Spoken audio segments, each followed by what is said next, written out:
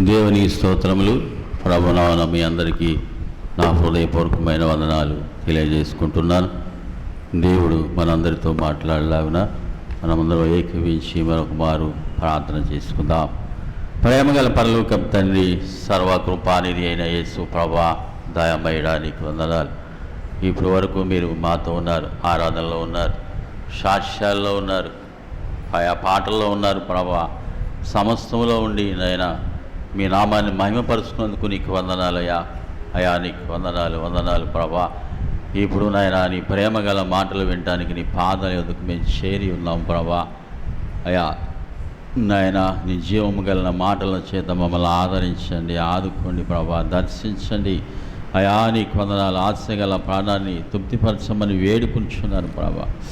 అయా నీ వాక్యపు వెలుగులో నడుచుకోవడానికి ప్రభా మమ్మల్ని దర్శించండి ప్రభా. అయా నీకు వందనాలు కృపతో జ్ఞాపకం చేసుకోమని వేడుకుంటున్నాను. నీ సిలువ చాటును మరుగుపరచండి ప్రభా. అయా నీ మాట జీవము కలిగిన మాట, బ్రతికించే మాట, ఆదరించే మాట, బలపరిచే మాట. అయా నీకు వందనాలు. ప్రతి ఒక్కరిని దర్శించి మాట్లాడి ప్రభా మీరు రాకడకు ఆయత్తపరిచి సిద్ధపరిచి నాయన. అయా నీకు వందనాలు. ఎత్తబడే నాయన వధువు సంఘములో ప్రతి ఒక్కరూ ఉన్నట్లు సహాయం చేసి బలపరిచి కృపచూపమని మా ప్రేమను ప్రియకుమారుడు అయిన యేసు నామమున వేడుకుంటున్నాం తండ్రి, ఆమేన్.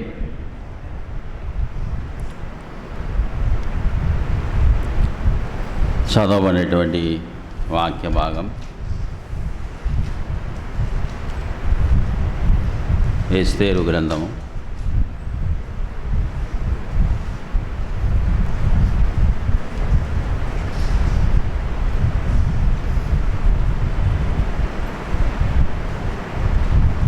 4వ అధ్యాయం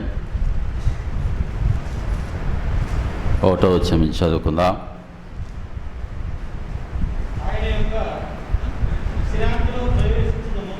ఎస్తేరు గ్రంథము 4వ అధ్యాయం 1వ వచనం. జరిగినదంతయు తెలియగానే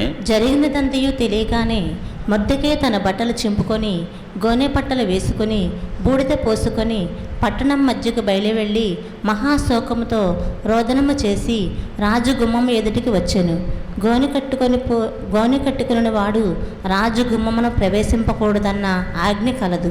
రాజు యొక్క ఆజ్ఞయు శాసనమును ఏ సంస్థానమునకు వచ్చెనో అక్కడనున్న యూదులు ఉపవాసముండి మహా దుఃఖముతోనూ ఏడ్పుతోనూ రోదనముతోనూ మునిగిన వారైరి. అనేకులు గోనెను బూడిదను వేసుకొని పడియుండిరి. ఎస్తేరు యొక్క పనికెత్తులను ఇక్కడ మనం గమనించినట్లయితే మొర్దెకై యెరూషలేము నుంచి బబులోను దేశానికి చెర పట్టబడినటువంటి ఒక యూదుడు. అతడు రాజవంశానికి చెందినవాడు, అధిపతులకు చెందినవాడు. చెరగా పట్టుకొనబడి మనకి బబులోను దేశం ఈ యొక్క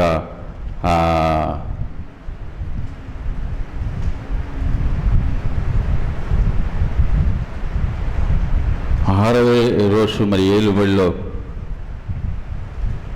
ఇక్కడ మీ దేశానికి చెరపట్టబడినట్లుగా మనం చూస్తున్నాం. సహోదరుడా, మరి మొర్దెకై దేవుని యందు భయభక్తులు కలిగిన వాడు,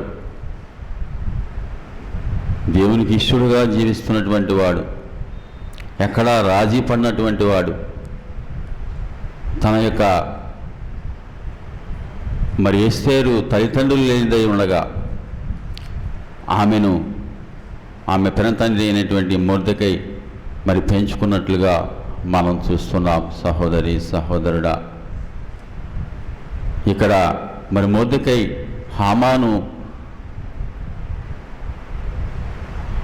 రాజు యొక్క మరి సేనాధిపతి అయి ఉన్నాడు. హామానుకు మరి ప్రతి ఒక్కరూ వంగి నమస్కారం చేయాలనేటువంటిది రాజు యొక్క ఆజ్ఞ అయి ఉన్నది. అయితే మొర్దెకై అలాగ వంగి నమస్కారం చేయలేదు. కారణం ఏమిటంటే మరి దేవుని ఎదుట తప్ప, దేవునికి మరి నమస్కరించడం తప్ప, దేవుని పూజించడం తప్ప మరి ఎవరికి కూడా మరి నమస్కారం చేయకూడదు, ఎవరిని పూజించకూడదనే విషయం యూదుడైనటువంటి మొర్దెకైకి తెలుసు కనుక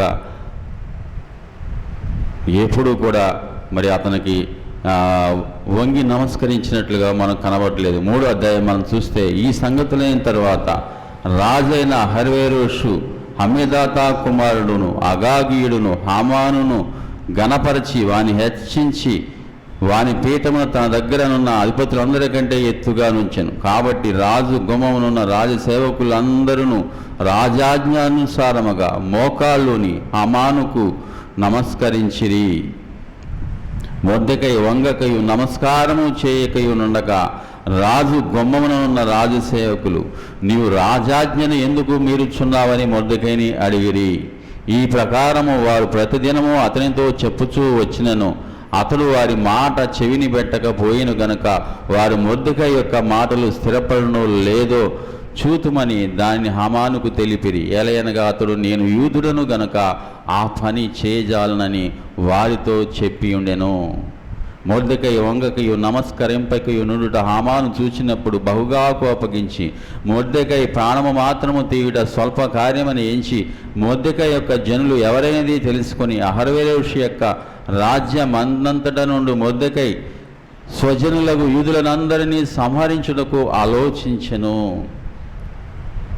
ఇక్కడ మొర్దెకై ఏమాత్రమూ రాజీ పడలేదండి. సహోదరి సహోదరుడా, ఇది రాజాజ్ఞ. రాజాజ్ఞను ధిక్కరించడం అంటే, తిరస్కరించడం అంటే ప్రాణాలు కోల్పోవడమే. సహోదరి సహోదరుడా, ఈ హామాను ఎవరంటే అగాగీయుడు. ఈ అమాలేకుల రాజు అగగు. అమాలేకులు ఇజ్రాయేలు జనాంగానికి మరి బద్ధశత్రువులుగా ఉన్నారు. వీరు యూదులకు విరోధులుగా ఉన్నారు. ఈ అగాగీయులు, ఈ హామాను యూదులకు విరోధులుగా ఉన్నారు. సాతాను యొక్క ప్రతినిధిగా ఈ హామాను కనబడుతున్నాడు.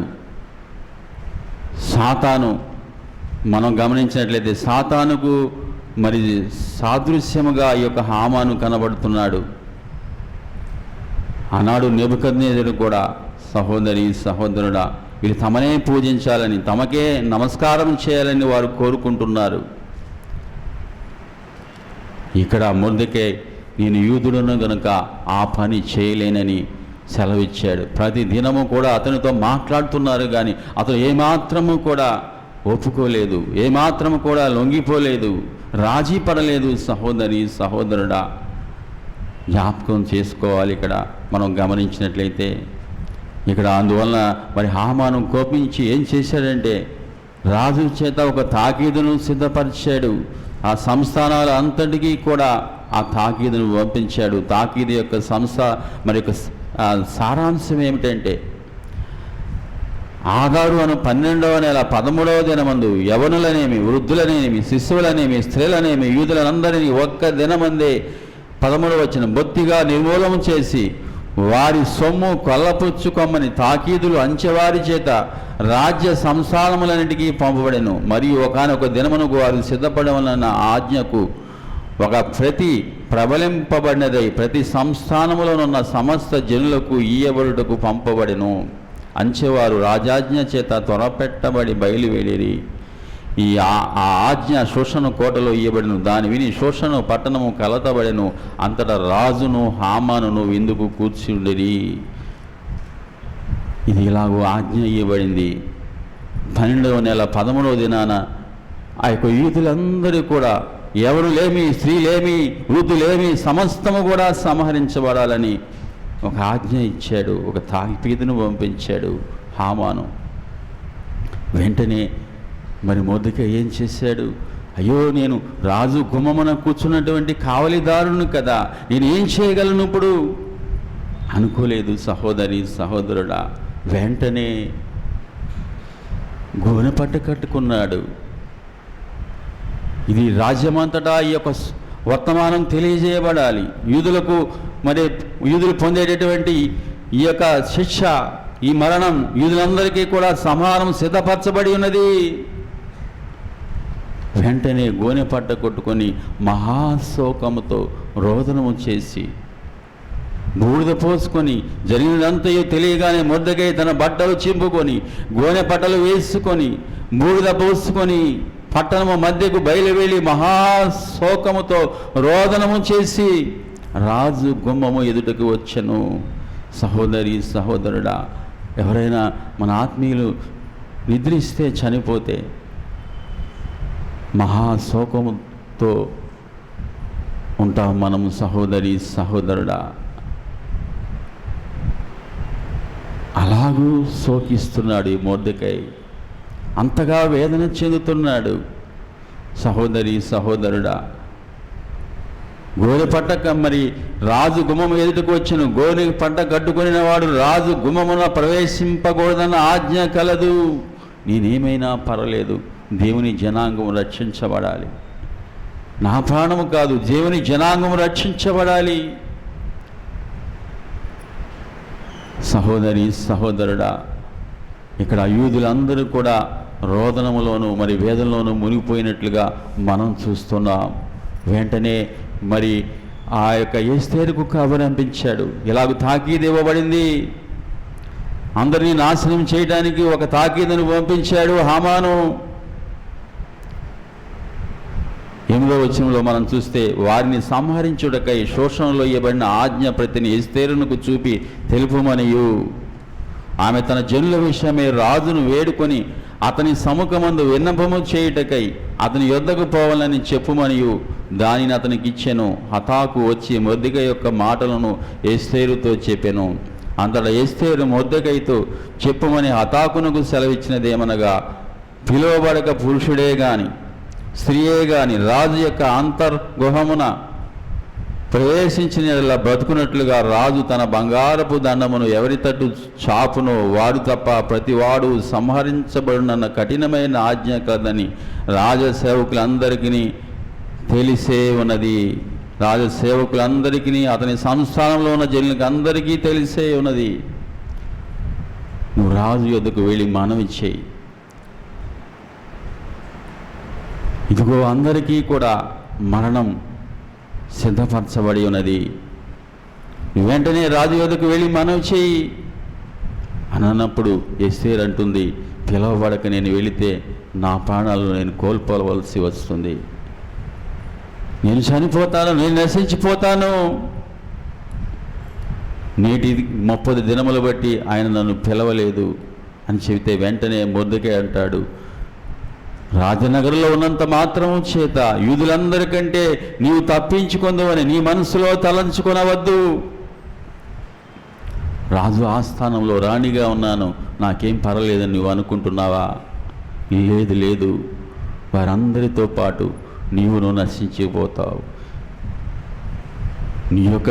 ఈ యొక్క సమయంలో ఏమీ మాటలాడక మౌనముగా ఉన్న ఎడల, నాకెందుకు లేని ఊరుకున్న ఎడల, మౌనముగా ఉన్న ఎడల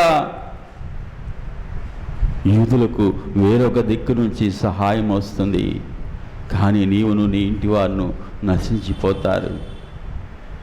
ఈ సమయాన్ని బట్టే నువ్వు ఈ స్థానానికి హెచ్చించబడ్డావేమో, రాణిగా దేవుడు ఈ స్థానంలో ఉంచాడేమో, నీవు గుర్తు చేసుకో అని హెచ్చరిస్తున్నాడు. సహోదరి సహోదరుడా, రాజు పిలువబడకుండా వెళితే నేను ప్రాణాలు కోల్పోతాను. మొర్దెకై అంటున్నాడు, నువ్వు ఒకవేళ మరి మనవి చేయక నువ్వు రాజు ఆస్థానంలో ఉన్నావు, నాకెందుకు, నాకేం పర్వాలేదు అనుకుంటున్నావేమో, కానీ అందరితో పాటు నీకు కూడా మరణం తప్పదు. ఎందుకంటే దేవుడు ఆ స్థానాన్ని ఇచ్చినవాడు. దేవుడు మునుపు షష్ఠి యొక్క స్థానమై ఉన్నది. షష్ఠి గర్వించినందున ఆ యొక్క స్థానాన్ని పోగొట్టుకున్నది. కానీ దేవుడు నిన్ను కనికరించి, అనాథమైన నిన్ను కనికరించి, నిన్ను ప్రేమించి, నీ ఎడల రాజుకు దయ పుట్టించి నిన్ను రాణి స్థానములోనికి హెచ్చించాడు, రాణిగా నియమించాడు. ఇప్పుడు దేవునికి ఇష్టలుగా నువ్వు జీవించకపోతే, ఈ పని నువ్వు చేయకపోతే ఈ స్థానము మరొకరిది అవుతుంది. ఈ స్థానము నీకు శాశ్వతమైనదని నీవు అనుకుంటున్నావా అని హెచ్చరిస్తున్నాడు. సహోదరి సహోదరుడా, హెచ్చరించినప్పుడు ఎస్తేరు ఊరుకోలేదండి. ఎస్తేరు పర్వాలేదు, నేను రాణిగా ఉన్నాను, నిన్ను తప్పించే బాధ్యత నేను చూసుకుంటాను, నిన్ను సంరక్షించే బాధ్యత నేను చూసుకుంటాను, నేను రాణిగా ఉండాలని అనలేదు. కానీ వెంటనే ఏం చేసింది? మొర్దెకైకి ఆజ్ఞాపించింది, నువ్వు వెళ్ళి యూదులందరి సంస్థానంలో ఉన్నటువంటి యూదులందరినీ కూడా సమాజ మందిరంలోనికి నీవు రప్పించు, వారందరూ ఉపవాసం ఉండాలని నీవు ప్రకటించు. నేను నా యొక్క చెలికత్తెలు కూడా ఉపవాసం ఉంటాం. చదవండి ఇక్కడ, నీవు 14వ వచనం, నీవు ఈ సమయమందు ఏమీ మాటలాడక మౌనముగా ఉన్న యూదులకు సహాయమును విడుదలయు మరి ఒక దిక్కు నుండి వచ్చును, కానీ నీవును నీ తండ్రి ఇంటి వారును నశించుదురు. నీవు ఈ సమయమును బట్టి ఏ రాజ్యమునకు వచ్చితేవేమోనని ఆలోచించుకోనమని చెప్పమనెను. మౌనముగానున్న ఎడల యూదులకు వేరే దిక్కు నుంచి సహాయం వస్తుంది. ఏలియాను కెరీతు వాగు దగ్గర 300 సంవత్సరాలు కాకుల ద్వారా ఆయన పోషించాడు. ఆ రొట్టెలు ఎక్కడ నుంచి వచ్చినాయో తెలియదు, ఎక్కడి నుంచి ఆ కాకులు పట్టుకుని వస్తున్నాయో తెలియదు. ప్రతి దినానం కూడా సమయానికి రొట్టె మాంసాన్ని పట్టుకుని వచ్చి ఆ యొక్క ఏలియాను పోషించినట్లుగా మనం చూస్తాం. వారు దేవుని బిడ్డలై ఉన్నారు, వారు మహోన్నతుని పిల్లలై ఉన్నారు. యూదా జనాంగం ఆయన సొత్తై ఉన్నారు. ఆయన బిడ్డలను ఆయన లేమిలో ఉంచాడు. సింహపు పిల్లలైన లేమి గలవై ఆకలి కొంటాయి, కానీ నన్ను ఆశ్రయించిన వారికి ఏ మేలు కొదువ ఉండదని దేవుని వాగ్దానం. అలాగే ఇక్కడ హెచ్చరిస్తున్నాడు, ఏ రకంగానైనా ఆయన రక్షించుకుంటాడు. నువ్వు ఈ స్థానంలో ఉన్నది రాజుతో మాట్లాడడానికి. ఈ సందర్భంలో నువ్వే మాట్లాడాలి, నీవే రాజుకు మనవి చేయాలి ఈ విషయమై. ఇలాగూ హామాను కుట్ర పన్నాడు. హామాను వీరందరినీ సంహరించాలని కుట్ర పన్నాడు. ఈ కుట్రను నువ్వు తెలియజేయాలి. ఈ సందర్భంలో నీవే మాట్లాడాలి.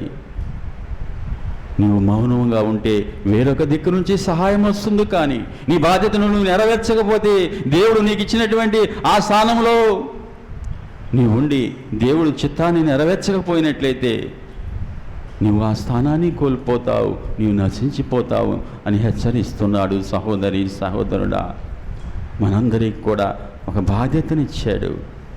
మన భూమి మీద ఎందుకు దేవుడు ఇంకా ఉంచాడు? ఆయన మనమందరం రక్షించబడ్డాం కదా, మనము పరిపూర్ణులు కావాలని, పరిశుద్ధతలో నుంచి పరిశుద్ధతలోనికి మార్చబడాలని, మహిమలో నుంచి మహిమలోకి మరి ఎత్తబడాలని ఆయన కోరుకుంటున్నాడు. సహోదరి సహోదరుడా, అంత మాత్రమే కాదు, ఈ భూమి మీద నిజదేవుని తెలుసుకొనక ఎంతోమంది నశించిపోతున్నారండి. యేసుక్రీస్తు గురించి తెలియక ఆయన నిజదేవుడని, ఆయన లోకరక్షకుడని, పరలోక రాజ్యానికి ఆయనే మార్గమని, జీవమని ఎంతోమంది నశించిపోతున్నారు. సహోదరి సహోదరుడా, దేవుడు నిన్ను నన్ను భూమి మీద ఉంచడానికి కారణం ఏమిటంటే, మనం సర్వలోకానికి వెళ్ళి సర్వ సృష్టికి సువార్తను ప్రకటించాలి. ఒకవేళ నువ్వు సువార్త ప్రకటించడానికి నీకు జ్ఞానం లేకపోవచ్చు, కానీ ప్రకటించేవారిని పంపాలి, వారి కొరకు ప్రార్థించాలి. సహోదరి సహోదరుడా, ప్రార్థన ఏ కార్యమైనా చేయగలదు. ఇక్కడ తన స్వశక్తితో ఎస్తేరు వెళ్ళలేదు, కానీ ఒకటే దేవదేవునికి మరి ఉపవాసం ఉండి ప్రార్థన చేస్తుంది.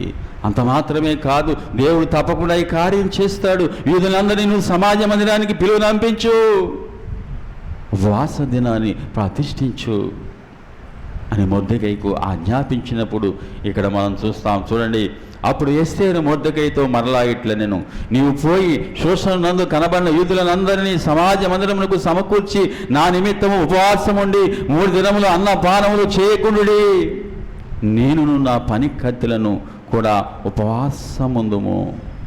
ప్రవేశించుట న్యాయ వ్యతిరేక్తముగానున్నను, నేను రాజునొద్దకు ప్రవేశించుదును, నేను నశించెదను. అటువలనే మొర్దెకై బయలుదేరి ఎస్తేరు తనకు ఆజ్ఞాపించిన ఎంతటి ప్రకారం జరిగించెను. మొర్దెకై మరి ఎస్తేరు ఆజ్ఞాపించినట్లుగా ఆ యూదులందరినీ సమాజ మందిరానికి సమకూర్చాడు. ఉపవాసం ఉండమని చెప్పి వారికి ప్రకటించాడు. వారిని ఆయత్తపరిచాడు. ఎస్తేరు కూడా ఉపవాసం ఉండి మరి వేదనతో, ప్రసవ వేదనతో ప్రార్థించినట్లుగా మనం చూస్తున్నాం. సహోదరి సహోదరుడా, మన బలము పనికిరాదు, కానీ మనం నమ్ముకున్న దేవుడు గొప్ప దేవుడు. ఆయనకు అసాధ్యమైనది ఏమీ లేదు. ఆయన లేని వాటిని ఉన్నట్టుగా పిలిచే దేవుడు. ఎర్ర సముద్రాన్ని పాయలుగా చేసిన దేవుడు. ఆయనకు అసాధ్యమైనది ఏమీ లేదు. సహోదరి సహోదరుడా, దేవుని వైపు చూస్తుంది, అంగలార్స్తుంది, రోధిస్తుంది, ప్రసవేదన పడుతున్నది. రాణి ఎస్తేరు సహోదరి యూదులందరూ కూడా ప్రార్థిస్తున్నారు. ఉపవాస దినాన్ని ప్రకటించారు.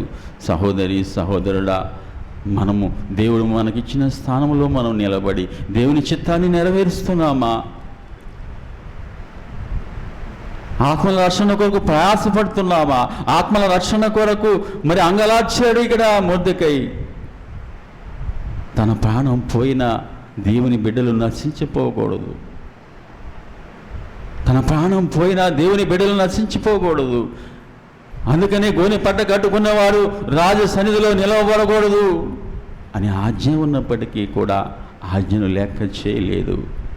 సహోదరి, తన ప్రాణం పోయినా దేవుని జనాంగం రక్షించబడాలి, దేవుడు తనకిచ్చిన బాధ్యతను నెరవేర్చాలి అని తలంచాడు. ఇక్కడ ఎస్తేరు కూడా నేను నశిస్తాను.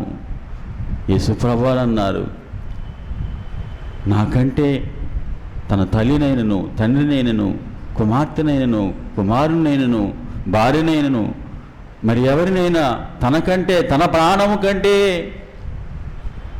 నన్ను ఎక్కువగా ప్రేమించిన ఎడల నాకు పాత్రుడు కాడని యేసుప్రభువు సెలవిచ్చారు.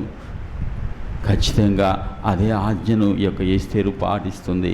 తన ప్రాణం పోయినా పర్వాలేదు. సహోదరి సహోదరుడా, జ్ఞాపకం చేసుకోవాలి. మనం ఇక్కడ రాజునొద్దకు ప్రవేశించుతును, నేను నశించేదను. ఒకటే దేవుని మీద ఆధారపడింది. మనం చేయవలసింది కూడా అదే. సహోదరి సహోదరుడా, నాకెందుకు లేని ఊరుకుంటే దేవుడు మనకిచ్చినటువంటి బాధ్యతను మనము నెరవేర్చక నాకెందుకులే అని మౌనంగా ఉంటున్నావా?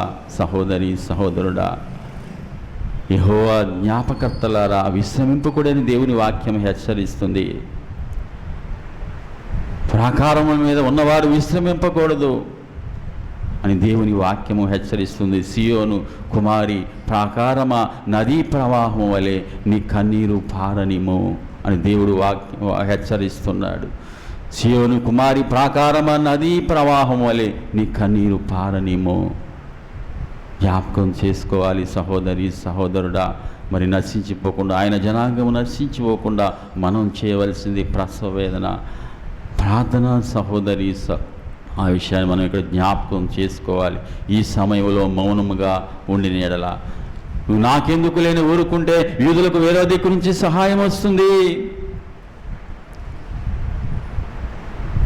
విలియం కేరీ భారతదేశానికి వచ్చి అనేక భాషల్లో బైబిల్ను తర్జుమా చేశాడు. ఎన్నో వ్యయ ప్రయాసాలు కూర్చాడు. ప్రపంచ పటాన్ని తన ఎదుట పెట్టుకొని నిత్యము కూడా ఆ దేశాలన్నిటి కొరకు ప్రార్థిస్తూ ఉండేవాడు. నేను మిషనరీగా వెళ్ళాలి, ప్రపంచానికి దేవుని సువార్తను ప్రకటించాలి అని ప్రసవ వేదన పడుతుండేవాడు, ప్రార్థన చేస్తుండేవాడు. ఆ ప్రపంచ పటాలను ముందు పెట్టుకొని అలాగ ప్రార్థిస్తున్నటువంటి విలియం కేరీని దేవుడు భారతదేశానికి నడిపించాడు. విలియం కేరీ చేసింది ఏమిటంటే ధనాన్ని సమకూర్చుకోలేదు, మరి ఎవరినో ఆశ్రయించలేదు, కానీ ఒకటే చేశాడు. తన ఎదుట ఆ ప్రపంచ దేశాలన్నీ ఆ తోలుతో తయారు చేయబడినటువంటి ఆ ప్రపంచ దేశాలని తన ఎదుట పెట్టుకొని నిత్యము ప్రార్థించేవాడు. అయ్యా, ఈ దేశము రక్షించబడాలి, ఈ భారతదేశము రక్షించబడాలి, ఈ యొక్క స్కాట్లాండ్ దేశము రక్షించబడాలి, ఇంగ్లాండ్ దేశము రక్షించబడాలి. నిత్యము ప్రార్థిస్తూ ఉండేవాడు. అలాగ ప్రార్థిస్తున్న విలియం కేరీని దేవుడు జ్ఞాపకం చేసుకున్నాడు. ఈ కుమారుడు నా యొక్క పరిచర్య కొరకు, సువార్త కొరకు ఆత్మల కొరకు ఎంతో భారం కలిగి ఉన్నాడు. విలియం కేరీని ఆశ్చర్యకరంగా భారతదేశానికి నడిపించాడు. రావటానికి కూడా ఆనాడు ఆయన చాలా పేదరికంలో ఉన్నటువంటి వాడు విలియం కేరీ. ఒక మిషనరీ సహాయం చేసి ఓడలో ఆయన భారతదేశానికి తీసుకొని వచ్చినప్పుడు భారతదేశంలో పశ్చిమ బెంగాల్ రాష్ట్రంలో ఆ బెంగాల్ రాష్ట్రానికి వచ్చి బెంగాలీ భాష నేర్చుకున్నాడు. తనకు తెలిసిన వృత్తిని చెప్పులు కుట్టుకుంటూ ఎలాగైనా బైబిల్ మరి యొక్క భారతీయ భాషల్లోకి అనువదించాలి, భారతదేశ భాషలలో ఈ యొక్క బైబిల్ అందించాలని చెప్పి ఎంతో ప్రసవ వేదన పడుతూ ప్రార్థించేవాడు. తనకు ఉన్నటువంటి ఆ కొద్ది డబ్బుతో ప్రయాసపడుతూ మొట్టమొదటగా అచ్చు యంత్రాన్ని, ఆ యొక్క ప్రింటింగ్ ప్రెస్ను ఇతర దేశాల నుంచి దిగుమతి చేసుకున్నాడు. మొట్టమొదటి పేపర్ తయారు చేసే యంత్రాన్ని ఇతర దేశాల నుంచి భారతదేశానికి దిగుమతి చేసుకున్నాడు. అంత మాత్రమే కాక అతడు బెంగాలీ భాష, మరాఠీ భాష, తెలుగు భాష, సంస్కృత భాష, భారత భాషలు ఎన్నో భాషలన్నీ నేర్చుకున్నాడు. బెంగాలీ భాషలో మరి బైబిల్ రాయటానికి, బైబిల్ తర్జుమా చేయడానికి ఆ బెంగాలీ భాషకు లిపి లేదు. ఆ లిపిని కూడా కనిపెట్టాడండి ఆయన. బెంగాలీ భాషకు మొట్టమొదట లిపిని తయారు చేసి బెంగాలీ భాషలో బైబిల్ను సిద్ధపరిచాడు. తెలుగు భాషలో బైబిల్ను సిద్ధపరిచాడు. మరాఠీ భాషలో బైబిల్ను సిద్ధపరిచాడు. 24 భాషలలో బైబిల్ గ్రంథాన్ని అనువదించాడు. 24 భాషల్లో బైబిల్ గ్రంథాన్ని మరి అనువదించి దాన్ని ముద్రించి వాడిని అందజేశాడు. పూర్తి బైబిల్ను 40 భాషల్లో క్రొత్త నిబంధనలు అనువదించి వాటిని ప్రింటింగ్ చేసి వాటిని అందించాడు భారతదేశానికి. ఈనాడు బైబిల్ పట్టుకొని మనం చదువుతున్నామంటే అది విలియం కేరీ యొక్క మరి కృషి అయినది, ఆయన యొక్క ప్రయాస అయినది. సహోదరి సహోదరుడా, ఎంతో ప్రయాసపడ్డాడు విలియం కేరీ. నాకెందుకు లేని మౌనంగా ఉన్న ఎడల భారతదేశానికి వచ్చేవాడా? సహోదరి సహోదరుడా, ఈ బైబిల్ మనకు అందేదా? తన యొక్క కళ్ళ ముందే తన కుమారుడు చనిపోయాడు. ఆ యొక్క దృశ్యాన్ని తన భార్య చూసింది. ఆ భార్య పిచ్చిదైపోయింది. ఓ పక్కన ఆ ముద్రణ యంత్రం తాను తయారు చేసినటువంటి మరి ఆ యొక్క ప్రతులు, అనువదించిన ప్రతులు, ప్రింటింగ్ సిద్ధంగా ఉన్నటువంటి ఆ ప్రతులన్నీ కూడా ఒక్క దినమునే ప్రింటింగ్ ప్రెస్తో సహా కాలిపోయినాయి. అయినా విలియం కేరీ నిరాశ చెందలేదు. సహోదరి సహోదరుడా, ప్రార్థిస్తూ ప్రయాసపడుతూ అతడు మరి ఇన్ని భాషల్లో 40 భాషల్లో క్రొత్త నిబంధన అనువదించాడు. 24 భాషల్లో పూర్తి బైబిల్ మనకు అందించాడు. ఇది మనం బైబిల్ చదువుకుంటున్నామంటే ఇది విలియం కేరీ యొక్క కృషి, ఆయన ప్రయాస, ఆయన యొక్క ఆశ, ఆయన ప్రసవ వేదన. సహోదరి సహోదరుడా, జ్ఞాపకం చేసుకోవాలి. మనకెందుకు లేని మనం ఊరుకుంటున్నామా? మనము కూడా మన యొక్క గ్రామాన్ని మనం ముందు పెట్టుకోవాలి. విలియం కేరీ ప్రపంచ దేశాలను తన ఎదుట పెట్టుకొని ప్రార్థించినట్లుగా ప్రతిదినము కూడా మనం కూడా మన ప్రాంతాలను మన ఎదుట పెట్టుకోవాలండి. మన విజయవాడ పట్టణాన్ని, మన రాష్ట్ర మరి జిల్లాలను, పట్టణాలను మన ఎదుట పెట్టుకుని వాటి కొరకు మనం ప్రార్థించాలి. మారు మనసు పొందినటువంటి బిడ్డల కొరకు మనం ప్రతిదినము కూడా ప్రసవేదన పడాలి. సహోదరి సహోదరుడా, ఇక్కడ మనం గమనించినట్లయితే ఇక్కడ మరి ఉపవాసం ఉండి ప్రార్థించినట్లుగా మనం చూస్తున్నాం. 5వ అధ్యాయం మనం చూస్తే 3వ దినమందు ఎస్తేరు రాజభూషణములు ధరించుకొని రాజనగరు యొక్క ఆవరణంలో రాజు సన్నిధికి వెళ్ళి నిలిచెను. రాణి అయిన ఎస్తేరు రాజనగరు ద్వారమునకు ఎదురుగానున్న రాజావరణంలో తన రాజశాసనం మీద రాజు కూర్చుని ఉండెను. రాణి అయిన ఎస్తేరు ఆవరణంలో నిలవబడి ఉండే రాజు చూడగా ఆమె యందు అతనికి దయ పుట్టెను. రాజు తన చేతిలో నుండి బంగారపు దండమును ఎస్తేరు తట్టు చాపగా ఎస్తేరు దగ్గరకు వచ్చి దండము యొక్క కొనముట్టెను. రాజు రాణి అయిన ఎస్తేరు, నీకేమీ కావలెను? నీ మనవి ఏమిటి? రాజ్యములో సగము మట్టుకు నీకు అనుగ్రహించేదనని ఆమెతో చెప్పగా, ఇక్కడ చూస్తున్నాం పిలువబడకుండా రాజ సన్నిధిలో ప్రవేశిస్తే ఏమవుతుందండి? ప్రాణం పోతుంది. రాణి అయినా మరి ఎవరైనా సరే అటువంటి సందర్భంలో దేవుని సన్నిధిలో మొరపెట్టి దేవుని మీద ఆనుకొని దేవుని వైపు చూస్తూ రాజాజ్ఞకు విరుద్ధముగా రాజసన్నిధిలో ప్రవేశించినప్పుడు రాజుకు దయ పుట్టించాడు దేవాది దేవుడు.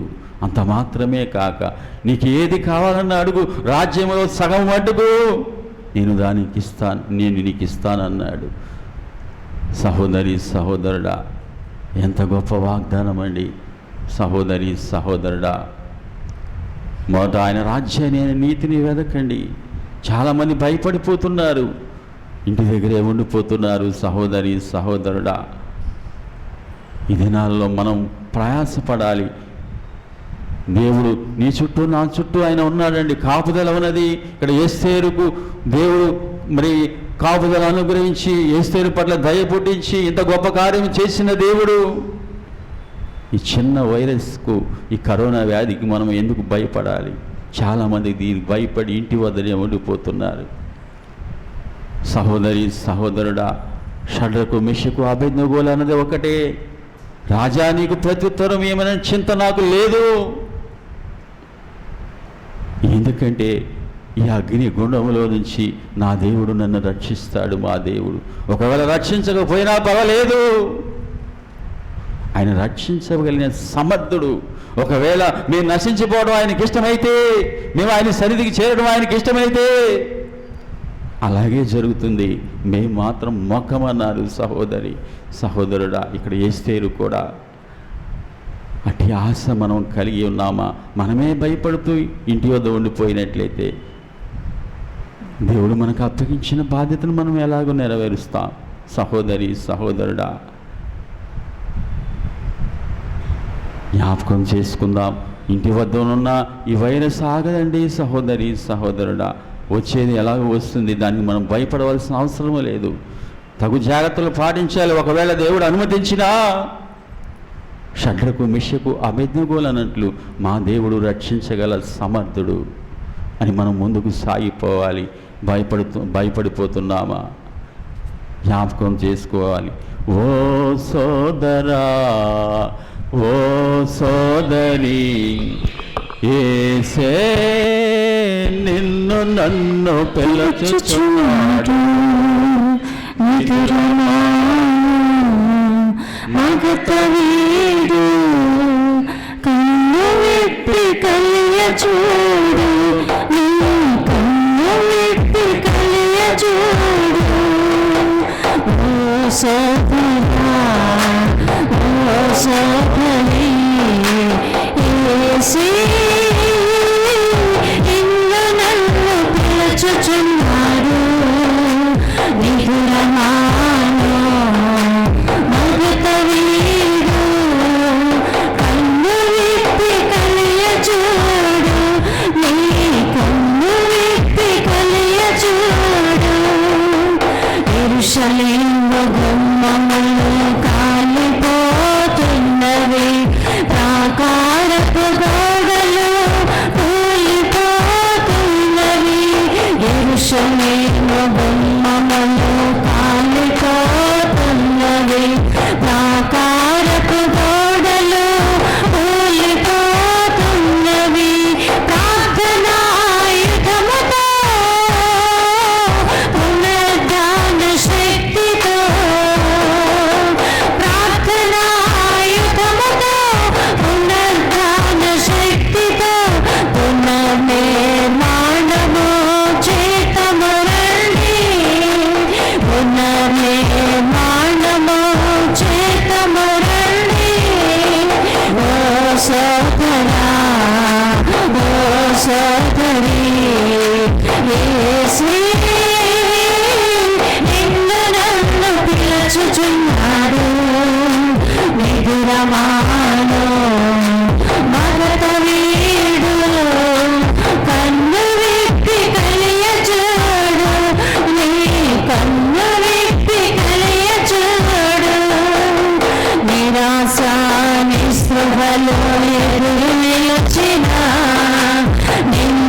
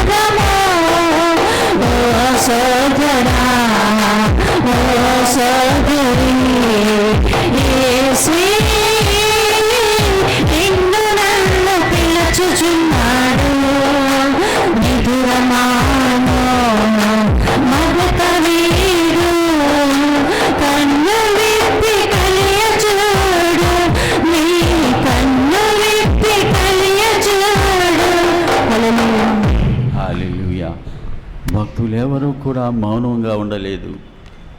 సహోదరి సహోదరుడా, నాకెందుకులే అని ఊరుకోలేదు. నెహెమ్యా ఊరుకోలేదు, ఎజ్రా ఊరుకోలేదు, దావీదు ఊరుకోలేదు. అయ్యే నేను ఒక్కడనే నేను ఏం చేస్తాను, నా వల్ల ఏమవుతుంది అని మౌనం వహించలేదు.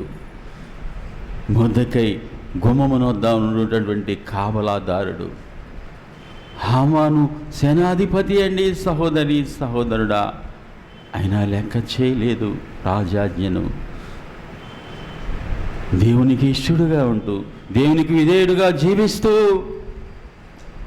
దేవుని చిత్తము కొరకు అతడు ఎంతో రోదన చేశాడు. మహాశోకముతో అంటూ మనం చూస్తున్నాం. మహాశోకం ఎప్పుడు వస్తుందండి? నోరు హృదయం కళ్ళు ఈ మూడు ఏకీభవించినప్పుడే ఈ మహాశోకం అతని హృదయంలో నుంచి వచ్చింది. మహారోదన సహోదరి సహోదరుడా, అటు రోదన మనకున్నదా? అటు ప్రసవేదన మనకున్నదా? పౌలు అంటున్నాడు, సంఘములన్నిటిని గురించిన చింత నాకున్నది, మానని వేదన నాకు కలుగుచున్నది, ప్రసవేదన నాకు కలుగుచున్నది. నా స్వజనాంగము కొరకు, సంఘములన్నిటి కొరకు నాకు మానని వేదన, చింత నాలో ఉన్నాయి. ప్రసవేదన నాలో ఉన్నది. అటు ప్రసవేదన మనకున్నదా? వారు ఒక్కరే కానీ పట్టుదలతో ప్రార్థించారు. వారు ఒక్కరే, నాకెందుకులే ఈ పని నేను చేయలేను అని మౌనంగా ఊరుకోలేదు. సహోదరి సహోదరుడా, విలియం కేరీ, నాకెందుకు ఈ ప్రయాస? దేశం కాని దేశానికి వెళ్ళి, భాష రాని దేశానికి నేను వెళ్ళి అక్కడ సేవ చేయాలా? ఎందుకు నాకు అని మౌనంగా ఊరుకుంటే ఈ బైబిల్ గ్రంథం మన చేతిలో ఉండేది కాదు. సహోదరి సహోదరుడా, నెహెమ్యా ఊరుకోలేదండి. యెరూషలేము యొక్క గుమ్మాలు కాలిపోయినాయి, ప్రాకారాలు కూలిపోయినాయి. ఆ వార్త తనకు తెలియజేశారు. చూడండి, నెహెమ్యా గ్రంథం 1వ అధ్యాయం, నెహెమ్యా గ్రంథం 1వ అధ్యాయం 1వ వచనం. హకల్యా కుమారుడైన నెహెమ్యా యొక్క చర్యలు 20వ సంవత్సరములో కిస్లేపు మాసమున నేను శోషణ కోటలో ఉండగా నా సహోదరులలో హనానీయను ఒకడును యూదులలో కొందరును వచ్చి చెరపట్టబడిన శేషములో తప్పించుకున్న యూదులను గూర్చి యెరూషలేమును గూర్చి నేను వారిని అడుగగా, వారు చెరపట్టబడిన వారిలో శేషించిన వారు ఆ దేశంలో బహుగా శ్రమను నిందను పొందుచున్నారు, మరియు యెరూషలేము యొక్క ప్రాకారము పడద్రోయబడినది, దాని గుమ్మములను అగ్ని చేత కాల్చబడినవని నాతో చెప్పిరి. ఈ మాటలు వినినప్పుడు నేను కూర్చుండి ఏడ్చి కొన్ని దినములు దుఃఖముతో ఉపవాసముండి ఆకాశమందలి దేవుని ఎదుట విజ్ఞాపన చేస్తుని, ఎట్లనగా ఆకాశమందున్న దేవా యెహోవా, భయంకరుడు అయిన గొప్ప దేవా, నిన్ను ప్రేమించి నీ ఆజ్ఞలను అనుసరించి నడుచు వారిని కటాక్షించి వారితో నీ నిబంధనను స్థిరపరచువాడా, నీ చెవి ఎగ్గి నీ నేత్రములు తెరచి నీ సన్నిధిని దివారాత్రము నీ దాస్తులైన ఇజ్రాయేలు పక్షముగా నేను చేయు ప్రార్థన అంగీకరించుము. ఒక్కడే నెహెమ్యా, రాజుకు గిన్నె అందించేవాడు, రాజుకు పరిచర్య చేయువాడు. తనకి ఏది ఆహార విషయంలో ఏది కొదవలేదు. రాజుకు ఆహారం అందించాలంటే ముందుగా అతడు టేస్ట్ చేయాలి, రుచి చూడాలి. శ్రేష్టమైన ఆహార పదార్థాలు, రాజు ఆస్థానములో ఉన్నాడు, తనకి ఏది కొదవలేదు. రాజు తినే ఆహారమే తాను తింటూ ఉన్నాడు, ఏ కొదువ లేదు. ఇవన్నీ ఉన్నప్పటికీ కూడా ఎప్పుడైతే మాట విన్నాడు, తన జనులు శ్రమను అనుభవిస్తున్నారు, నిందలు అనుభవిస్తున్నారు, యెరూషలేము యొక్క గుమ్మములు కాలిపోయినాయి, ప్రాకారాలు కూలిపోయినాయని వినబడినప్పుడు వెంటనే దుఃఖముతో ఉపవాసం ఉండి విజ్ఞాపన చేశాడు. దేవా, ఇజ్రాయేలు జనాంగము నీ జనాంగము నీకు విరోధముగా చేసిన పాపాన్ని నీవు క్షమించు, నీ జనాంగముతో నువ్వు చేసిన నిబంధనను స్థిరపరిచే దేవా అని ప్రార్థించాడు. నీకు విరోధముగా పాపము చేసిన ఇశ్రాయేలు కుమారుల దోషము నేను ఒప్పుకొంచున్నాను. నేనును నా తండ్రి ఇంటి వారును పాపము చేసి ఉన్నాము, నీ ఎదుట బహు అసహ్యముగా ప్రవర్తించితిమి. ఇక్కడ తనతో కూడా కలుపుకుంటున్నాడు. తండ్రి ఇంటి వారిని, పాపము చేసిన ఇశ్రాయేలు జనాంగాన్ని కలుపుకుంటూ పాపాన్ని ఒప్పుకుంటున్నాడు. సహోదరి సహోదరుడా, ఒక్కడే ఒకడు ఆ నెహెమియా చేసిన ప్రార్థన వలన యెరూషలేము ప్రాకారములు కట్టబడినాయి, యెరూషలేము గుమ్మములు నిలబెట్టబడినాయి. ఏం చేశాడు నెహెమియా? ప్రార్థన చేశాడు. ఉపవాసం ఉండి ప్రార్థన చేశాడు. ఆ ప్రార్థన దేవుని సన్నిధిలో విజ్ఞాపన ఎంత గొప్ప కార్యం జరిగించింది. 52 దినాలలోనే యెరూషలేము ప్రాకారాలు కట్టబడినాయి, యెరూషలేము గుమ్మాలు నిలబెట్టబడినాయి. శత్రువుల మధ్యలో శత్రువులు పోరాడుచుండగా, శత్రువులు యుద్ధము చేయుచుండగా, ఒక చేతిలో కత్తి, ఒక చేతిలో పని, ఇలాగో నెహెమియా పని జరిగిస్తూ 52 దినాల్లో ముగించాడు. ఎంత గొప్ప దేవుడండి. మనం చేయవలసింది ఒకటే. నెహెమియా, నేను ఒక్కడిని నేనేం చేయగలను అనుకోలేదు, కానీ తన పట్ల దేవుని చిత్తం ఏమిటో, తన బాధ్యత ఏమైనదో గుర్తెరిగాడండి. వెంటనే కొన్ని దినాలు ఆ మాట విన్నప్పుడు ఉపవాసం ఉండి ప్రార్థించారు. నీ పక్కన ఎంతమంది నశించిపోతున్నారు ఈ నాశనకరమైన వైరస్ వలన? ఆ వార్తలు నీకు వినబడట్లేదా? మనం ఏం చేస్తున్నాం? సహోదరి సహోదరుడా, ప్రార్థిస్తున్నామా? ప్రసవ వేదన పడుతున్నామా? ఆత్మల రక్షణ కొరకై అంగలారుస్తున్నామా? సహోదరి సహోదరుడా, నీవు నేనే ఆయన సువార్తను ప్రకటించవలసిన వారం. నీవు నేనే మరి క్రీస్తు ప్రభువును లోకానికి తెలియజేయవలసిన వారం. డేవిడ్ లివింగ్స్టన్ సహోదరి సహోదరుడా, చైనా దేశం వెళ్ళి సువార్త ప్రకటించాలనుకున్నాడు. చిన్న 16వ ఏటనే ఒక భక్తుడు, ఒక మిషనరీ చైనా దేశానికి వెళ్ళి సువార్త ప్రకటించినట్లుగా ఆయన చరిత్ర చదివాడండి. చదివినటువంటి విలియం కేరీ మరి ప్రేరేపితుడై, దేవుని చేత ప్రేరేపితుడై చైనా దేశానికి వెళ్ళాలి.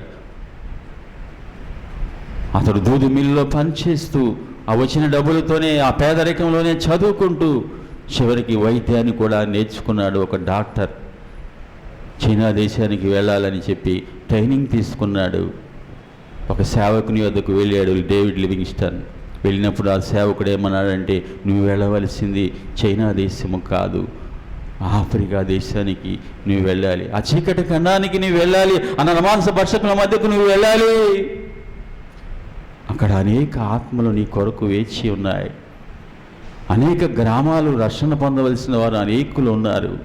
వారికి నువ్వు సువార్త ప్రకటించాలి. డేవిడ్ లివింగ్స్టన్కి నోట మాట రాలేదు. కారణం ఏమిటంటే చైనాలో అప్పటికి అన్ని వస్తువులు ఉన్నాయి. ఆఫ్రికా నరమాంస భక్షకుల దేశం. ప్రార్థించాడు. ఉపవాసం ఉండి ప్రార్థించినప్పుడు దేవుడు తన చిత్తాన్ని తెలియజేసినప్పుడు వెంటనే ఆఫ్రికా దేశానికి బయలు వెళ్ళాడు. తనకు వచ్చినటువంటి వైద్యంతో ఆ వైద్యాన్ని మరి యొక్క మందులను ఇస్తూ అనేకులకు స్వార్థ ప్రకటిస్తూ, వారి యొక్క బలహీనతల్లో మందులు ఇస్తూ వారిని స్వస్థపరుస్తూ స్వార్థ ప్రకటిస్తూ ముందుకు సాగిపోయాడు. ఆఫ్రికా ఖండంలో ఎన్నో వ్యయప్రయాసాలు కూర్చాడు. సహోదరి సహోదరుడా, ఆ దినాలలో మరి బహు క్రూర జంతువులు, అడవి జంతువుల మధ్య 9,000 మైళ్ళ ప్రయాణం చేస్తూ అతను సువార్తను ప్రకటించాడండి. అక్కడ దోమ కుడితే చాలు భయంకరమైనటువంటి జబ్బులు, భయంకరమైన జ్వరాలు, విషకరమైన జ్వరాలు, వీటన్నిటిని కూడా దేవునికి కొరకు భరిస్తూ దేవుని చిత్తానుసారముగా ముందుకు సాగిపోయాడు. ఎన్నో ప్రాణాపాయాలు ఎదురైనాయి. ఒకసారి తుపాకీ పట్టుకొని అరణ్యంలో వెళుచున్నాడు, గస్తీ తను కాపలా కాసుకుంటూ. ఆ సందర్భంలో ఒక సింహం వచ్చింది. తుపాకీ పెట్టి కాల్చుతుండగా అది మరి ఆ గురి తప్పింది. ఆ సింహం వచ్చి అతని యొక్క భుజం మీద పంజా విసిరింది. ఆ పంజా విసిరి ఆ భుజం మీద అలా లాగినప్పుడు ఆ మాంసపు ముద్ద అలాగే బయటికి వచ్చేసింది. అయ్యా, గూడు వసిరిందండి. ఆ దినము నుంచి అతనుకు ఆ యొక్క ఎడమ చేయి పడిపోయింది. ఆ ఎడమ చేయి లేపలేకపోయేవాడు. ఇలాగుంటుండగా ఒకసారి ముళ్ళ కంచెలోకి వెళుతున్నాడు, అలాగా లెక్క చేయక. దేవా, నీ చిత్తాన్ని నేను చేయాలంటూ అలాగూ ప్రయాణం అయిపోతున్నప్పుడు ఒక ముళ్ళ, మరి మంచి పొడుగైన ముళ్ళు చెట్టు అది, అలాగా ఆ ముళ్ళ చెట్లను పక్కకు ఉంచాడు. తాను దాటి వెళ్ళిపోవచ్చు, మనలా వదిలి వెళ్ళినప్పుడు ఒక పొడవైనటువంటి ముళ్ళు వచ్చి తన కంటిలో దిగబడిపోయింది. ఆ కన్ను గుడ్డంతా కూడా కారిపోయింది. ఒక చేయి లేలేని పరిస్థితిలో ఉంది, చేయి పడిపోయింది. ఒక కన్ను పోగొట్టుకున్నాడు, అయినా ఆగిపోలేదు. సహోదరి సహోదరుడు అలా ముందుకు సాగిపోతుండగా అతను ఒక చెరువులో దిగి ప్రయాణం చేస్తూ ఉన్నాడు నీళ్ళలో. అక్కడ ఒక సందర్భంలో ఒక మరి లోపల విష పురుగు కుట్టిందేమో, ఏం కుట్టిందో కానీ ఆ కాలు మీద కుట్టింది. వెంటనే అతని కాలు తిమ్మిరైపోయింది. సహోదరి సహోదరుడా, ఈ 3 బలహీనతలు అతని జీవితాంతము కూడా ఉన్నాయి. వాటి నుంచి విడుదల పొందలేదు, కానీ వెనుకంజ వేయలేదు. కానీ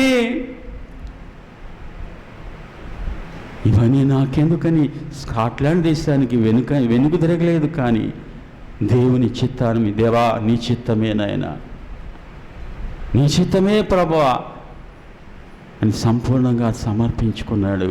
తన బిడ్డలను కోల్పోయాడు. ఆఫ్రికా దేశంలో తన యొక్క భార్య మరణించింది. వారిని సమాధి చేస్తూ, కన్నీటితో సమాధి చేస్తూ ఆయన అన్నాడంట, కన్నీటితో సమాధి చేస్తూ, దేవా నా జీవిత పర్యంతరము నీ కొరకే బ్రతుకుతాను, నీ స్వార్థనే ప్రకటిస్తాను, నాకేమైనా పర్వాలేదు అని చెప్పి ముందుకు సాగిపోయాడు.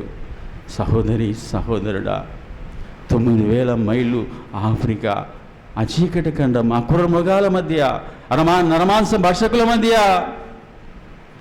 అతడు సువార్త ప్రకటించాడు. ఆ దేశంలో అతడు చివరకు మరణించినప్పుడు ఆ దేశస్తులు, ఆ గ్రామస్తులు అన్నారట, ఆ యొక్క స్వదేశానికి, ఆ స్కాట్లాండ్ దేశానికి అతని శరీరాన్ని తీసుకుని వెళ్ళడానికి సిద్ధమయ్యారు. అప్పుడు ఆ దేశస్తులు అన్నారట, ఆ గ్రామస్తులు, ఇదిగో అతడు అక్కడ స్కాట్లాండ్ దేశంలో జన్మించాడు, కానీ తన జీవితాన్ని అంతా మా కొరకే ఆఫ్రికా ఖండం కొరకు దారపోసాడు. సహోదరి సహోదరుడా, తన ప్రేమను మాకు పంచాడు. కాబట్టి అతని శరీరాన్ని మీరు తీసుకుని వెళ్ళవచ్చు, కానీ అతను మనకు అతని హృదయంలో మేమేమున్నాం. అతను ప్రేమను, తన సంపూర్ణ ప్రేమను మాకు పంచాడు. మా కొరకు తన ప్రాణాలు అర్పించాడు. కాబట్టి అతని హృదయాన్ని మాకు ఇవ్వండి అని చెప్పి ఆ యొక్క హృదయాన్ని ఆ యొక్క దేహం నుంచి వేరు చేసి ఆ యొక్క గుండెను వారి యొక్క ఆఫ్రికా దేశంలో ఆ సమాధి చేశారు. ఆ శరీరాన్ని స్కాట్లాండ్ దేశానికి తీసుకుని వెళ్ళారు. సహోదరి సహోదరుడా, అటు సమర్పణ మనకున్నదా? డేవిడ్ లివింగ్స్టన్ ఒక్కడేనండి ఆఫ్రికా దేశానికి పునాదులు వేశాడు. నేడు ఆఫ్రికా దేశంలో 50% పైగా దేవునిని అంగీకరించారంటే అది డేవిడ్ లివింగ్స్టన్ యొక్క ప్రసవ వేదన. దేవుని చిత్తాన్ని సంపూర్ణంగా నెరవేర్చాడు. అటు ఆశ మనకున్నదా? అటు ఆకలి మనకున్నదా? అటు భారం మనకున్నదా? ఇక్కడ మనం చూస్తే ఇక్కడ ఆత్మల కొరకైనటువంటి భారం కలిగి ఉన్నారు వీరు. దేవుడు యెహెజ్కేలు ద్వారా మాట్లాడుతున్నాడు. ప్రాకారములు దిట్టపరచుటకు, బండ సందులలో నిలవబడుటకు, ప్రాకారములు దిట్టపరచుటకు ఎవరైనా ఉన్నారేమని నేను ఎంత వెతికినా. యెహెజ్కేలు 22 చూడండి, యెహెజ్కేలు 22 అధ్యాయం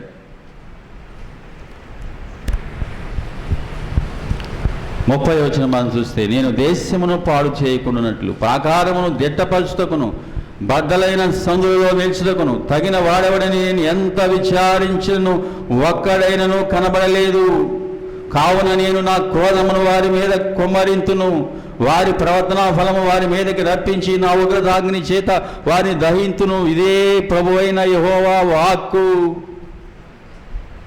ప్రాకారము దిట్టపరచుటకు, బద్దలైన సందులలో నిలబడ్డకు. ఎందుకు మరి దేవుడు మనకు ప్రాకారముగా ఉన్నాడు? ఆ ప్రాకారంలో సందులు ఎందుకు ఏర్పడినాయి? ఆ యొక్క ప్రాకారాలు ఎందుకు బద్దలైనాయి? మానవుని యొక్క పాపాన్ని బట్టి ఆ ప్రాకారంలో సందులు ఏర్పడినాయి. ఇక్కడ ఈస్కోల్ ద్వారా దేవుడు మాట్లాడుతున్నాడు. ఇజ్రాయేలు జనాంగానికి ప్రాకారంగా ఉండవలసినటువంటి ఆ ప్రాకారాలలో మరి పగుళ్ళు ఏర్పడినాయి, సందులు ఏర్పడినాయి. కారణం ఏమిటంటే ఇజ్రాయేలు యొక్క పాపము, అవిధేయత. సనుగుడు. సహోదరి సహోదరుడా, ఆనాడు నెహెమ్యా నిలవబడ్డాడు ఆ బాండ సందులలో. మోషే నిలబడ్డాడు. పలుమార్లు ఇజ్రాయేలు జనాంగాన్ని నాశనం చేస్తానని దేవుడు హెచ్చరించాడు. ఇజ్రాయేలీలు దేవునికి అవిధేయులై మోషే ఆ పర్వతం మీదకి వెళ్ళినప్పుడు, దేవునితో మాట్లాడుచున్నప్పుడు ఇజ్రాయేలు జనాంగం దూడన పోత పోసి దాన్ని పూజిస్తున్నారు. దేవుని యొక్క కోపం రగులుకొన్నది. దేవుడు అన్నాడు, నేను వీరందరినీ నాశనం చేసి మోషే నిన్ను గొప్ప జనంగా చేస్తానన్నప్పుడు 40 రాత్రింబగళ్ళండి మోషే విజ్ఞాపన చేశాడు. బండ సందుల్లో నిలబడ్డాడు. వారి పాపాన్ని గురించి పశ్చాత్తాపపడ్డాడు, ప్రసవేదన పడ్డాడు. కాబట్టి ఇజ్రాయేలు జనాంగం నాశనం నుంచి, దేవుని ఉగ్రత నుంచి తప్పించబడ్డారు. కనానును వేగు చుట్టానికి 10 మంది ఇజ్రాయేలు 12 గోత్రముల నుంచి 12 మందిని పంపించినప్పుడు 10 మంది చెడు సమాచారం తెచ్చారు. యెహోషువ, కాలేబులు మాత్రం మంచి సమాచారం తీసుకుని వచ్చారు. నిశ్చయముగా దేశాన్ని మనం స్వాధీనపరచుకుంటాం, అనాకీయులను జయిస్తాం.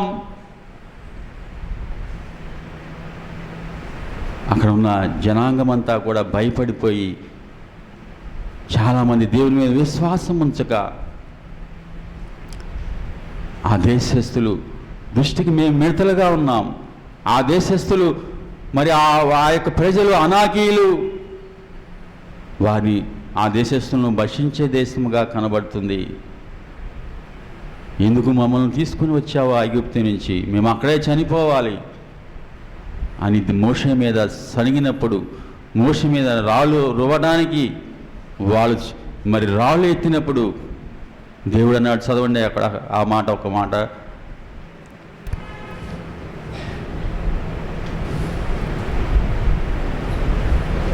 అప్పుడు దేవుడు అన్నాడు, నువ్వు అడుగు తప్పుకో. మోషేనన్నాడు, మీరు అడుగు తప్పుకోండి, ఒక్క దెబ్బతో ఈ జనాన్ని నేను నాశనం చేస్తాను, ఒకే దెబ్బతో. నీ కడుపున పుట్టిన జనాంగము ద్వారా. కాబట్టి సంఖ్యాకాండము 14 అధ్యాయము 15 వచనం చదవండి. కాబట్టి నీవు ఒక్క దెబ్బతో ఈ జనులను చంపినడలా నీ కీర్తిని గురించి వినిన జనములు ప్రమాణపూర్వకంగాను తాను ఈ జనులకిచ్చిన దేశమందు వారిని చేర్చుటకు శక్తి లేక యెహోవా వారిని అరణ్యంలో సంహరించినని చెప్పుకొందురు. యెహోవా దీర్ఘశాంతుడును కృపాతిశేయుడును దోషమును అతిక్రమమును పరిహరించువాడును అపరాధం నిరపరాధిగా ఎంచక 3-4 తలం వరకు తండ్రుల దోషమును కుమారుల మీద తెచ్చువాడని ఉన్నాడని నీవు చెప్పిన మాట చొప్పున నా ప్రభు యొక్క బలమును గణపరచబడును గాక. చాలు. ఇక్కడ మనం గమనించినట్లయితే 11వ వచనం, యెహోవా ఎన్నాళ్ళ వరకు ఈ ప్రజలు నన్ను అలక్ష్యం చేయదు, ఎన్నాళ్ళ వరకు నేను వారి మధ్యను చేసిన సూచక్రియలన్నిటినీ చూచి నన్ను నమ్మకయిందురు. నేను వారికి స్వాస్థ్యమేక తెగులు చేత వారిని హతము చేసి ఈ జనము కంటే మహాబలము గల గొప్ప జనమును నీ వలన పుట్టించుదునని మోషేతో చెప్పగా, మోషే యెహోవాతో ఇట్లా నేను అలాగైతే ఐగుప్తును దాని గురించి విందురు. అయ్యో, నువ్వు అడుగు తొలగిపో, నేను వీరందరినీ నాశనం చేస్తానన్నప్పుడు, అయ్యో నీ నామము అవమానించబడుతుందయ్యా, నువ్వు శక్తి లేనివాడువని, నువ్వు అసమర్థుడవని, నువ్వు కనాను దేశానికి నడిపించలేకపోయావని అని జనాంగం అనుకుంటారు. ఏదైనా నీకు మహిమ కలగాలయ్యా. 17వ వచనం, యెహోవా దీర్ఘశాంతుడును కృపాతిశయుడును, దోషమును అతిక్రమమును పరిహరించువాడును, అపరాధిని నిరపరాధిగా ఎంచక 3-4 తరముల వరకు తండ్రుల దోషమును కుమారుల మీదకి తెచ్చువాడునై ఉన్నాడని నీవు చెప్పిన మాట చొప్పున నా ప్రభు యొక్క బలము గణపరచబడును గాక అని ఇక్కడ మనం గమనిస్తే మరి ఆయన పరిహరించినట్లుగా మనం చూస్తున్నాం. మోషే మరి ప్రసవేదన పడ్డాడండి. మోషే విజ్ఞాపన ప్రార్థన చేశాడు. సహోదరి పలుమార్లు అడ్డుపడినట్లుగా మనం చూస్తున్నాం. సహోదరి సహోదరుడా, మనము కూడా బండ సందుల్లో నిలబడాలి. ప్రాకారాలు దిట్టపరిచేవారు కావాలండి. సహోదరి సహోదరుడా, ఎక్కడైతే పాపం జరుగుతుందో, ఎక్కడైతే ప్రజలు తిరుగుబాటు చేసి పాపం చేస్తున్నారో వారిని సువార్త ద్వారా హెచ్చరించాలి. పశ్చాత్తాపం వారిలో రావాలి. సహోదరి సహోదరుడా, జ్ఞాపకం చేసుకోవాలి. ఇక్కడ ఈ విషయాన్ని మనం గమనిస్తున్నాము. ఎజ్రా కూడా అలాగ చేశాడు. నెహెమ్యా మనకు కనబడుతున్నాడు. మోషే అలాగూ కనబడుతున్నాడు. మనము మన స్థానంలో నిలబడి ప్రసవ వేదన పడుతున్నామా? ప్రార్థన చేస్తున్నామా? సహోదరి సహోదరుడా, జ్ఞాపకం చేసుకోండి. మన చుట్టూ ఎంతోమంది నశించిపోతున్నారు. వారందరి గురించిన బాధ్యత మన మీద ఉన్నది. దేవుడు ఆ స్థానంలో, ఆ ప్రదేశంలో నన్ను ఉంచాడంటే ఆ చుట్టుపక్కల ఉన్న వారికి సువార్తను ప్రకటించడానికి, నిజ దేవుని గురించి తెలియజేయటానికి, ఆయన లోకరక్షకుడని, ఆయన సర్వశక్తిమంతుడని, ఆయన పరలోక రాజ్యానికి చేర్చేవాడని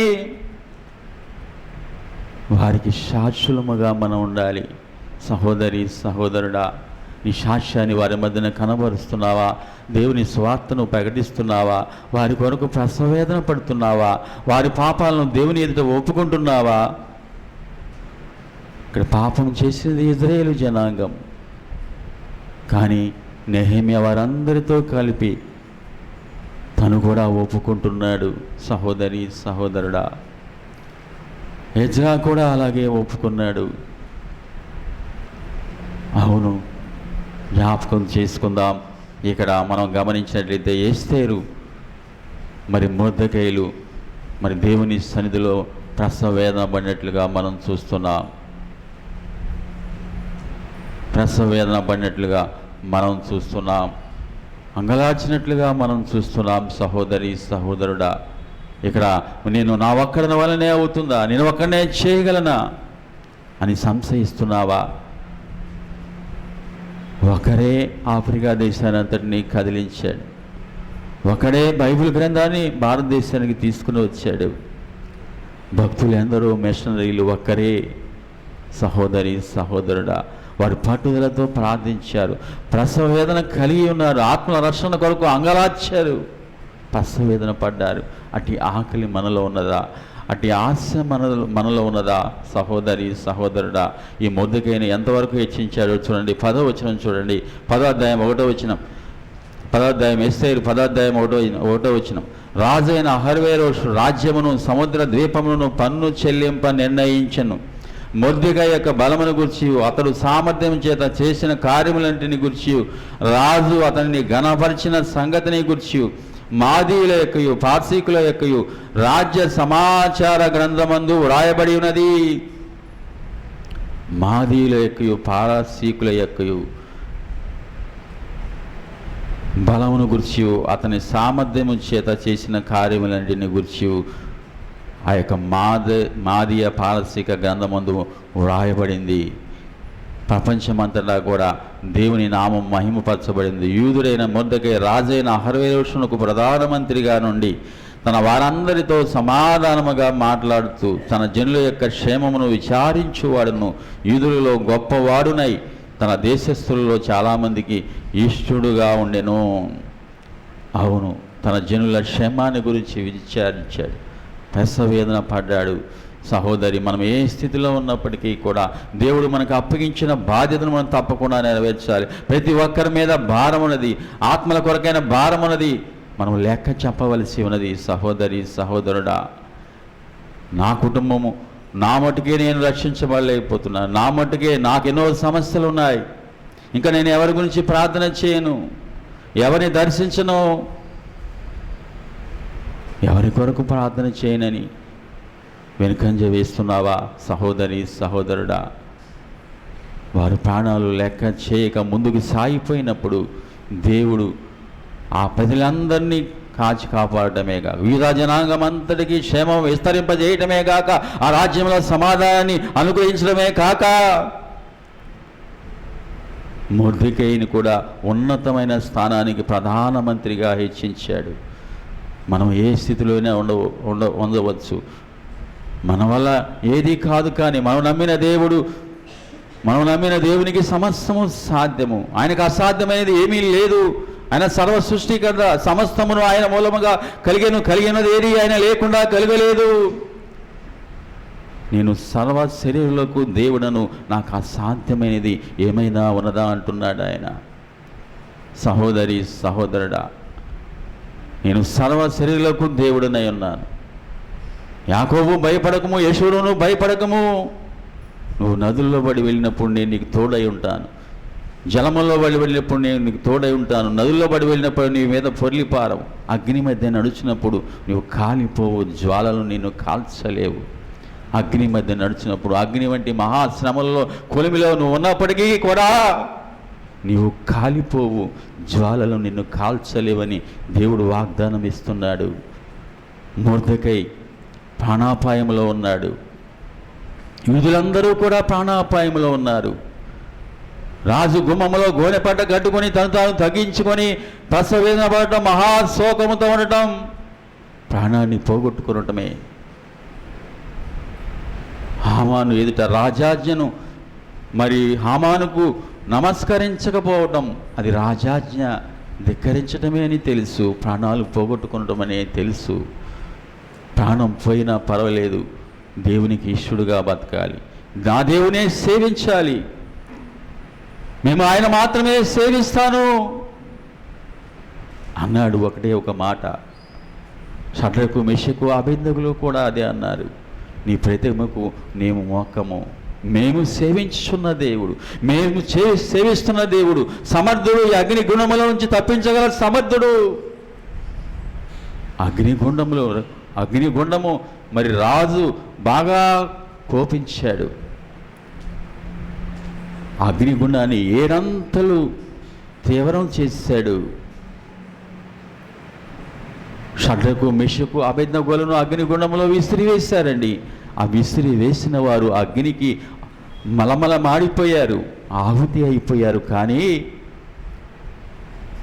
విసిరివేసిన వారండి అగ్నిగుండంలోనికి వెళ్ళి అగ్ని వాసనను అంటకుండా దేవుడు క్షేమముగా బయటకు తీసుకుని వచ్చాడు. షడ్రకు మెషకు అబేద్నెగోలతో దేవుడున్నాడు, తోడుగా ఉన్నాడు, 4వ వ్యక్తిగా సంచరిస్తున్నాడు. రాజు ఆ దృశ్యాన్ని చూచాడు.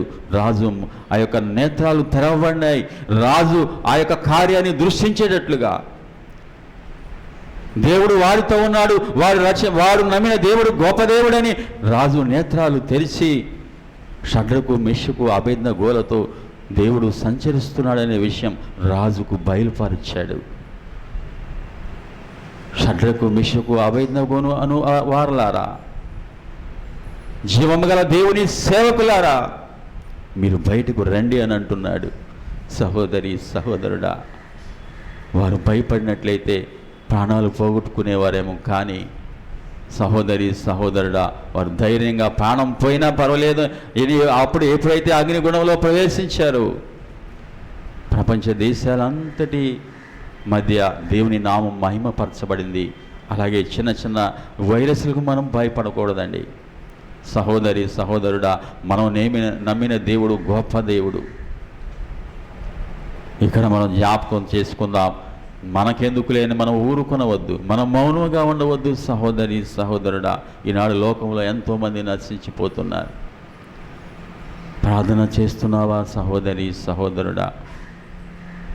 వారు రక్షించబడాలని, వారు ఆ వైరస్ నుంచి తప్పించబడాలని, నిజదేవుని తెలుసుకోవాలని ప్రార్థిస్తున్నావా సహోదరి సహోదరుడా? విలియం కేరీ ప్రపంచ దేశాలన్నిటినీ తన ముందు పెట్టుకొని ప్రార్థించినట్లుగా నీ చుట్టుపక్కల కుటుంబాలను, అలాగే ప్రాంతాలను, ప్రదేశాలను మన ఎదుట, మన కళ్ళ ఎదుట ఉంచుకొని మనం ప్రార్థన చేయవలసిన వారమై ఉన్నాం.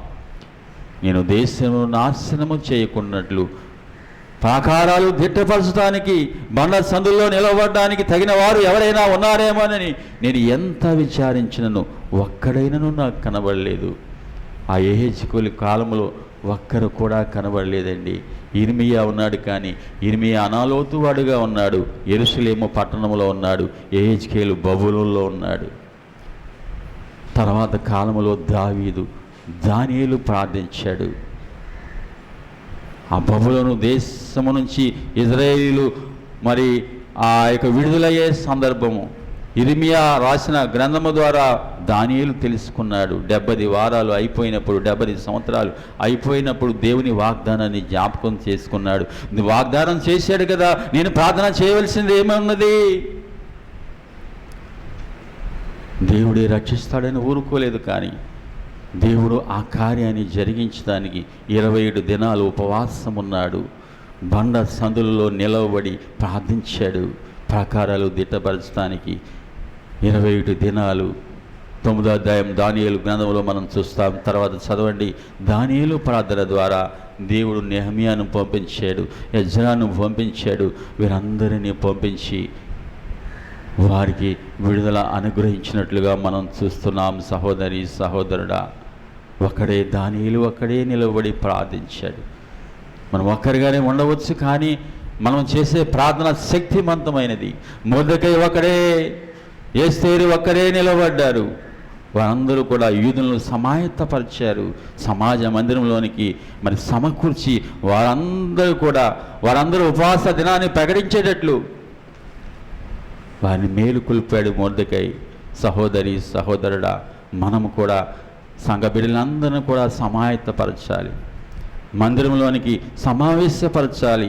ఈ దినాలలో మనం ఉపవాస ప్రార్థన చేయాలి, ఉపవాస దినాన్ని ప్రతిష్ఠించాలి. మనం ప్రార్థించడం ద్వారానే మన ప్రాంతాన్ని మనం రక్షించుకొనగలం, ఆత్మను దేవుని కొరకు సంపాదించగలం. అంటే ప్రసవేదన మనకు కావాలి. సహోదరి సహోదరుడా, ఆ యొక్క సంస్థానంలో ఉన్న వారందరినీ కూడా, యూదులందరినీ కూడా సమాజ మందిరంలోనికి సమకూర్చినట్లుగా మనం కూడా ఆదివారం కూడా రాలేకపోతున్నాం. అయ్యో, మీ చుట్టుపక్కల ఉన్న వారిని మీరు పరామర్శించండి, ఫోన్లో మాట్లాడండి, మందిరానికి రమ్మని మనవి చేయండి, ఆహ్వానించండి. అయ్యో, ప్రార్థించండి. సహోదరి సహోదరుడా, ప్రార్థించుకుందాం. వాక్యపు వెలుగులో మనల్ని మనం పరీక్షించుకుందాం. హల్లెలూయా. స్తోత్రం స్తోత్రం స్తోత్రం స్తోత్రం. హల్లెలూయా. నీకు వందనాలయ్యా. మొర్దెకై ప్రాణాలను లెక్క చేయలేదు ప్రభువా. అయా నీకు వందనాలు. రాజాజ్ఞను ధిక్కరించాడు ప్రభువా. అయా నీకు వందనాలు ప్రభువా. అయా నీకు ఆజ్ఞలకు వ్యతిరేకముగా, నీ వాక్యానికి వ్యతిరేకముగా ఎవరు ఏమి హెచ్చరించినప్పటికీ ప్రభువా, నీ మీద ఆనుకొని మేము ముందుకు సాగిపోవడానికి సహాయం చేయండి ప్రభువా. అయా నీకు వందనాలు ప్రభువా. అయా యూదులందరూ కూడా 12వ నెల సంహరించబడాలని, యూదులేమి వృద్ధులేమి యవనులేమి స్త్రీలేమి అందరూ కూడా అయా 12వ నెల ఆదారు మాసమున 13వ దినమున సంహరించబడాలని ఆయా తాకీదులు పంపించి ఉండగా, వార్త మొర్దెకైకి చేరి ఉండగా మొర్దెకై మౌనంగా ఊరుకోలేదు ప్రభువా. అయా మహాశోకముతో నాయనా, అయా నీకు వందనాలు ప్రభువా. శోషణ కోటలో ప్రవేశించి నాయనా, అయా గోనె పట్టు కట్టుకొని నాయనా అంగలార్చాడయా. ప్రసవేదన పడ్డాడు ప్రభువా. తన ప్రాణం పోయినా పర్వాలేదు, నీ బిడ్డలు అయా సంహరించబడకూడదు, నీ బిడ్డలు రక్షించబడాలని ప్రభువా అంగలార్చాడయ్యా. అయా నీకు వందనాలు ప్రభువా. రాణి స్థానంలో ఎస్తేరు ఉన్నప్పటికీ కూడా నేను నశిస్తాను. మీరు నా కొరకు ప్రార్థన చేయండి. నేను కూడా ఉపవాసం ఉంటాను. నీ వైపు చూచింది నాయన, ప్రసవ వేదన పడింది, తన ప్రాణము కంటే నేను ఎక్కువగా ప్రేమించిందయా. అయా నీకు వందనాలు ప్రభువా. సంఘము నీ శరీరమే నాయన. అయా మా మటుకు మేము చూసుకుంటున్నాము, కానీ ప్రభువా నీ శరీరాన్ని నిర్లక్ష్యం చేస్తున్నాం, నీ సంఘాన్ని నిర్లక్ష్యం చేస్తున్నాం ప్రభువా. సంఘము నీ శరీరము, నీ శరీరాన్ని నిర్లక్ష్యం చేసినట్లయితే నిన్ను నిర్లక్ష్యం చేసినట్లే కదా ప్రభువా. అయ్యా నీకు వందనాలు. నీకంటే మమ్మల్ని ఎక్కువగా ప్రేమించుకున్నట్లే కదా ప్రభువా. అయ్యా నీకు వందనాలు. యెరూషలేము క్షేమము కొరకు ప్రార్థన చేయండి అంటున్నారు. అయ్యా యెరూషలేమును ప్రేమించేవారు వర్ధిల్లుతారని ఈ వాక్యంలో సెలవిచ్చారు ప్రభువా. అయ్యా నాకంటే అయ్యా మీ బిడ్డలను ప్రభువా, మీ సంఘాన్ని ఎక్కువగా ప్రేమించడానికి సహాయం చేయండి ప్రభువా. అంగలార్చడానికి సహాయం చేయండి. ప్రసవ వేదన పడ్డానికి నీ కృప దయచేయండి ప్రభువా. ఎవరైతే యవనస్తులు దారి తప్పుతున్నారో ప్రభువా, వారందరినీ జ్ఞాపకం చేసుకోండి అయ్యా. నీకు అప్పగిస్తున్నాం అయ్యా. నీకు వందనాలు ప్రభువా. అయ్యా నీకు విరోధముగా పాపము చేసిన వారము మేమే కదా నాయన. అయ్యా నీ చిత్తాన్ని నెరవేర్చకుండా ప్రభువా, మా ఇష్టానుసారముగా నాయన మేము జీవిస్తుండగా ప్రభువా, కృపతో జ్ఞాపకం చేసుకోండి.